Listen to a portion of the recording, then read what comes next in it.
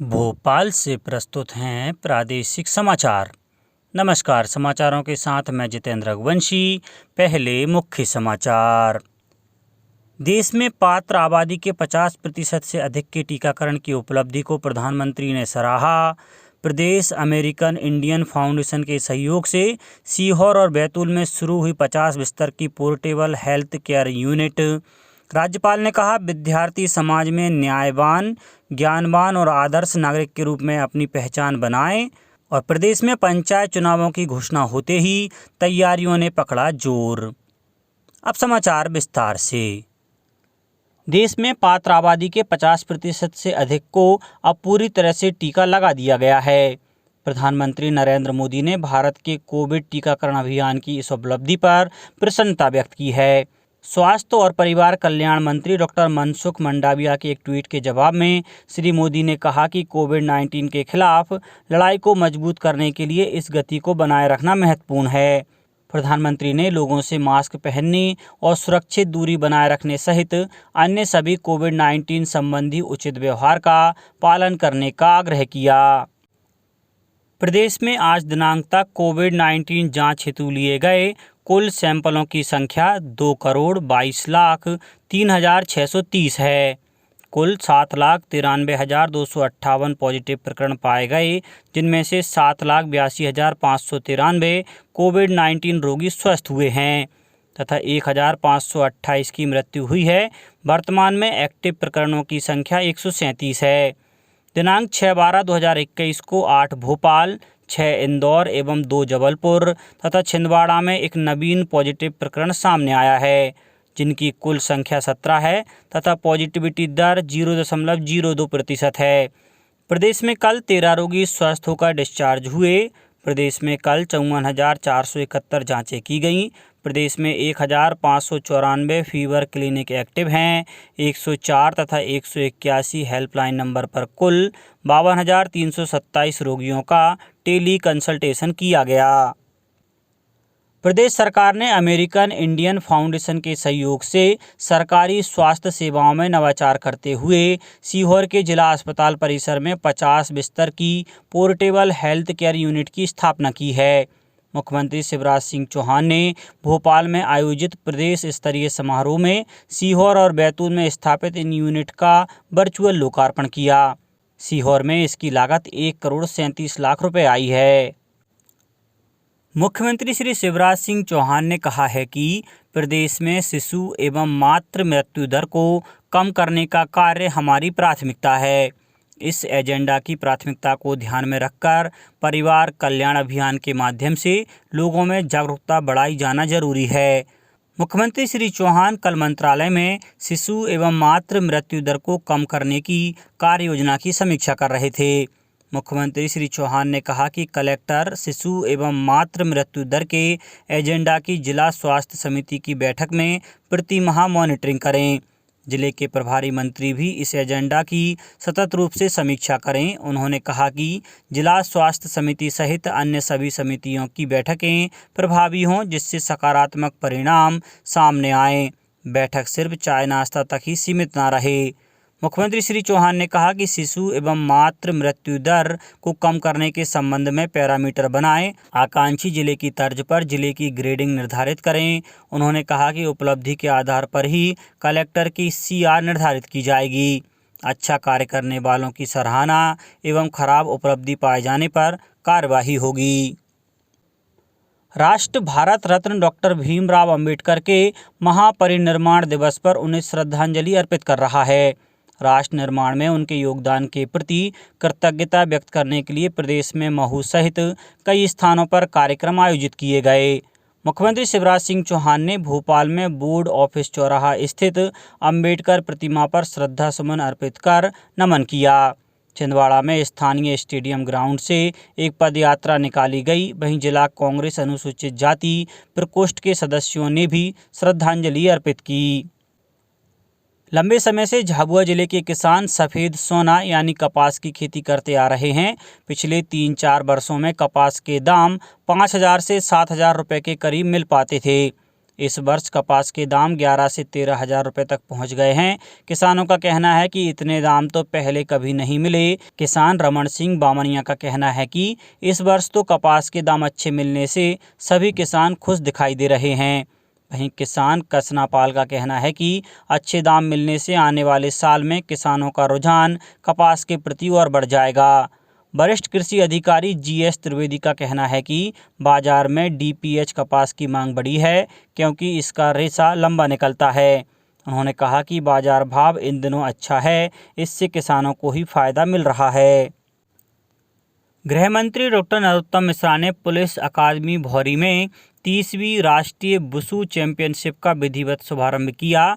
Doctor Mishra ने कहा कि खेल और खिलाड़ियों को प्रोत्साहित करने के लिए सरकार निरंतर कार्य कर रही है।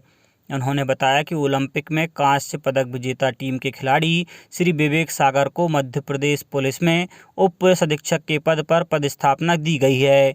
साथ ही 1 करोड़ रुपए की राशि और मकान भी दिया गया है। ओलंपिक में चौथा स्थान प्राप्त करने वाली महिला हॉकी टीम की प्रत्येक खिलाड़ी सदस्य को 31 लाख रुपए की राशि प्रदान की गई। मंत्री डॉक्टर मिश्रा ने राष्ट्रीय वुशु चैंपियनशिप के ध्वज का आरोहण कर विधिवत शुभारंभ की घोषणा की। मध्य प्रदेश वुशु टीम के सदस्यों द्वारा मार्शल आर्ट की इस कला का प्रदर्शन किया गया। मंत्री डॉक्टर मिश्रा ने चैंपियनशिप में सम्मिलित राज्यों की ओर से खेल संस्थानों की टीमों को शुभकामनाएं दी। डॉक्टर मिश्रा ने कहा कि हमारे लिए बेहद प्रसन्नता की बात है कि चैंपियनशिप के लिए पुलिस अकादमी भौरी का चयन किया गया। उन्होंने आश्वस्त किया कि चैंपियनशिप में शामिल होने वाले खिलाड़ियों के लिए बेहतर प्रबंध सुनिश्चित किए जाएंगे। राज्यपाल एवं कुलाधिपति मंगूभाई पटेल ने कहा कि दीक्षांत समारोह जीवन के उद्देश्यों के संकल्प का अवसर है। प्रत्येक विद्यार्थी जीवन के उद्देश्य निर्धारित कर नियमों का पालन करते हुए सही आचरण का पालन करें और समाज में न्यायवान, ज्ञानवान और आदर्श नागरिक के रूप में अपनी पहचान बनाएं। राज्यपाल कल अवधेश प्रताप सिंह विश्वविद्यालय रीवा के नवम दीक्षांत समारोह को संबोधित कर रहे थे। समारोह में 80 सफल विद्यार्थियों को उपाधियां प्रदान की गईं। प्रदेश में पंचायत चुनावों की घोषणा होते ही तैयारियों ने जोर पकड़ लिया है। शिवपुरी जिले में कलेक्टर ने चुनाव के मद्देनजर समस्त अधिकारियों और कर्मचारियों के अवकाश प्रतिबंधित कर दिए हैं। सतना में चुनाव प्रक्रिया पूर्ण होने तक लाउड स्पीकर के उपयोग के लिए संबंधित जनपद पंचायत क्षेत्र के अनुविभागीय दंडाधिकारी को अनुमति देने के लिए अधिकृत किया गया है।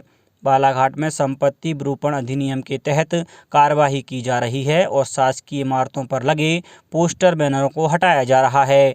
गुना में कलेक्टर ने निर्वाचन प्रक्रिया के दौरान पारदर्शिता और निष्पक्षता बरतने के निर्देश दिए हैं। अनूपपुर जिले की ग्राम पंचायत वेंकटनगर में मतदाता जागरूकता साइकिल रैली का आयोजन हुआ। खंडवा जिले में कुल 1387 मतदान केंद्र बनाए जाएंगे, जिनमें संवेदनशील केंद्रों की संख्या 334 और अति संवेदनशील केंद्रों की संख्या 177 है। दुबई एक्सपो 2020 में रविवार को औद्योगिक नीति और निवेश संवर्धन मंत्री श्री राज्यवर्धन सिंह दत्तीगांव और राज्य सरकार के प्रतिनिधिमंडल ने होटल ओबेरॉय में संयुक्त अरब अमीरात स्थित निवेशकों और उद्योग संघों के साथ 1-to-1 बैठकें की। बैठकों में मंत्री श्री दत्तीगांव ने वरिष्ठ अधिकारियों के साथ 2 देशों के बीच सहयोग के विभिन्न क्षेत्रों के बारे में चर्चा की और राज्य सरकार से व्यापक समर्थन सुनिश्चित किया।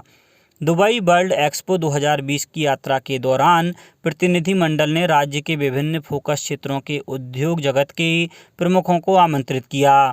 प्रतिनिधिमंडल ने food processing, tourism, apparel and sourcing, mining, IT, BPM, infrastructure और हेल्थ केयर सेक्टर्स के साथ UAE के प्रमुख उद्योग संघों के निवेशकों से मुलाकात की।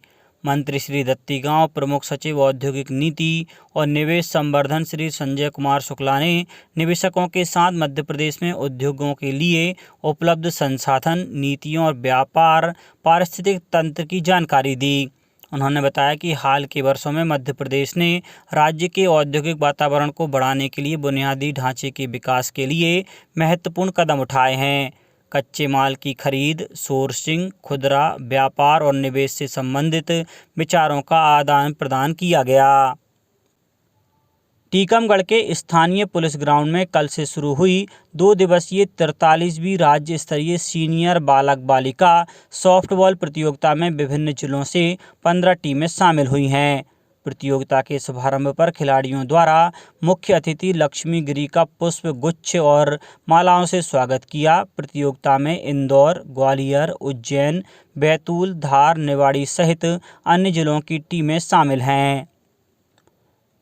हर साल की तरह इस वर्ष भी आज सशस्त्र सेना झंडा दिवस मनाया जाएगा। भारतीय सशस्त्र सेनाओं के ऐसे जवान जो देश की रक्षा, राज्य की सुरक्षा, आंतरिक सुरक्षा के दौरान और प्राकृतिक आपदाओं में कर्तव्य पालन करते समय वीर गति को प्राप्त हो जाते हैं या गंभीर रूप से घायल हो जाते हैं, ऐसे सैनिकों को स्मरण करने, सम्मान देने तथा देश की जनता का अपने सैनिकों के प्रति एकजुटता प्रकट करने के लिए देश में 7 दिसंबर को सशस्त्र सेना झंडा दिवस के रूप में मनाया जाता है।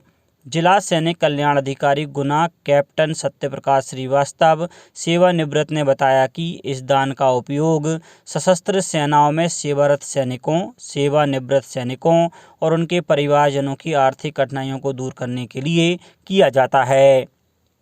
अब कुछ समाचार संक्षेप में। मंदसौर के कलेक्ट्रेट कार्यालय में त्रिस्तरीय पंचायत चुनाव के संबंध में मास्टर ट्रेनर्स के प्रशिक्षण का आयोजन किया गया। छतरपुर में स्कूल में शौचालय निर्माण कार्य के मूल्यांकन करने के एवज में रिश्वत लेते हुए गिरफ्तार किए गए एक उपयंत्री को 5 साल की सजा सुनाई गई है। भारतीय सेना में पदस्थ रहे आगर मालवा जिले के सैनिक बनवारी लाल राठौर का कल उनके गृह गांव दीवानखेड़ी में पूरे सम्मान के साथ अंतिम संस्कार किया गया। सतना जिले में 10 और 11 दिसंबर को वैक्सीनेशन महाअभियान चलाया जाएगा।